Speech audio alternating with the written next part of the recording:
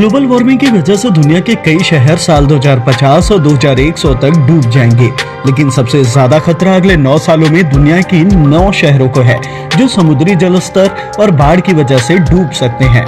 इस सूची में भारत का कोलकाता शहर भी शामिल है। क्लाइमेट सेंट्रल नाम के प्रोजेक्ट ने ग्लोबल वार्मिंग की वजह से बढ़ते खतरों पर एक रिपोर्ट तैयार की है। इस रिपोर्ट में 9 शहरों के डूबने की बात कही गई है। आइए जानते हैं कि इस रिपोर्ट में किन शहरों के डूबने का खतरा बताया जा रहा है। एम्स्टर्डम। द नीदरलैंड्स की राजधानी एम्स्टर्डम, रॉटरडम और हॉग जैसे शहर कम ऊंचाई पर है। ये नॉर्थ सी के नजदीक है। डच देश बाढ़ से बचाव के लिए अपनी तकनीक को लेकर दुनिया भर में फेमस हैं। लेकिन जिस हिसाब से समुद्री जल स्तर बढ़ रहा है, उसे देखकर लगता नहीं कि इस देश के कुछ खूबसूरत शहर बचेंगे। कोई भी डैम, बैरियर, फ्लड गेट इन्हें बचा नहीं पाएंगे। लेकिन अगर इनकी तकनीक को सुधारा जाए या अपग्रेड किया जाए तो शहरों को कुछ समय के लिए बचाया जा सकता है। बसरा। इराक का मुख्य बंदरगाह शहर बसरा शत अल अरब नाम की बड़ी नदी के किनारे बसा है। शत अल अरब नदी में पारस की खाड़ी से मिलती है। कई सारी नहरों और बैक वाटर चैनल्स के जरिए यह शहर खाड़ी से जुड़ा है। इसकी वजह से शहर के आसपास काफी दलदली इलाका भी है। अगर समुद्री जल स्तर बढ़ता है तो इस शहर को खतरा है। सबसे बड़ी दिक्कत यह है कि पानी से होने वाली बीमारियों से बसरा लगातार जूझता रहा है। अगर बाढ़ आई तो इस शहर में काफी ज्यादा नुकसान हो सकता है। ये नक्शे से खत्म भी हो सकता है। New Orleans.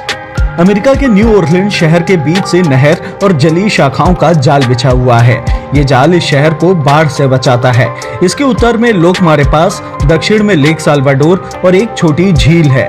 अगर ये सुरक्षा जाल ना हो तो न्यू ओरलियंस में भारी तबाही हो सकती है। लेकिन इसके बावजूद अगर समुद्री जल स्तर तेजी से बढ़ता है तो इस शहर के लिए खतरा है। शहर के द बिलोक्सी और जीन लेफिटे वाइल्ड लाइफ रिजर्व को ज्यादा खतरा है।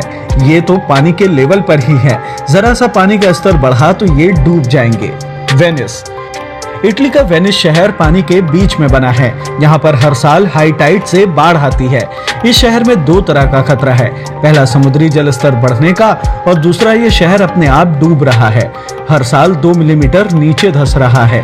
अगर समुद्र का जल स्तर तेजी से बढ़ा तो 2030 तक ये शहर पानी के अंदर डूब जाएगा, जिसे संभलना मुश्किल होगा। हो ची मिन्ह सिटी। वियतनाम के पूर्वी इलाके में बसा ये शहर पूरी तरह से समतल है।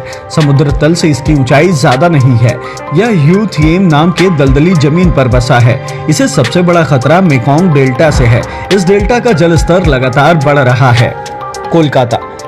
भारत के पश्चिम बंगाल की राजधानी कोलकाता और उसके आसपास की जमीन सदियों से काफी उर्वरक मानी गई है। लेकिन अगर क्लाइमेट सेंट्रल के नक्शे को देखा तो इस शहर के लिए भी समुद्री जलस्तर बढ़ने का खतरा बहुत ज्यादा है। ये शहर भी हो ची मिन्ह सिटी की तरह ही मानसून की बारिश और हाई टाइड की समस्या से जूझता है।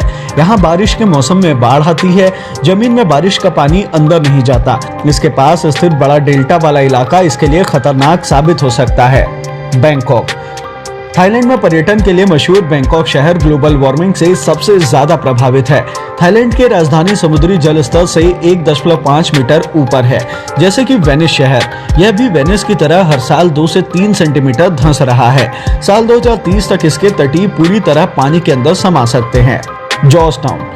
गुयाना की राजधानी जॉर्जटाउन ने अपने चारों तरफ समुद्री बाढ़ से बचने के लिए दीवारें बना रखी हैं। इसके एक तरफ करीब 400 किलोमीटर लंबा समुद्री इलाका है, जहां काफी तेज लहरें उठती है। इसकी तटों की ऊंचाई 0.5 मीटर से लेकर 1 मीटर तक है। लेकिन हाई टाइड के समय यह ऊंचाई कुछ मायने नहीं रखती। समुद्र का पानी दीवारों को पार कर शहर के अंदर चला आता है। सवाना। अमेरिका के जॉर्जिया में स्थित सवाना शहर हरिकेन का मुख्य बिंदु है। यहाँ पर हर साल कई हरिकेन आते हैं। शहर के अंदर उत्तर दिशा में सवाना नदी है और दक्षिण की तरफ अगुची नदी है, जिसकी वजह से इसके आसपास काफी दलदली इलाका है।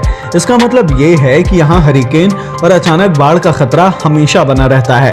इस शहर को पूरी तरह डूबने में सन 2050 तक का वक्त लगेगा, लेकिन 2030 तक यहाँ काफी आपदाएं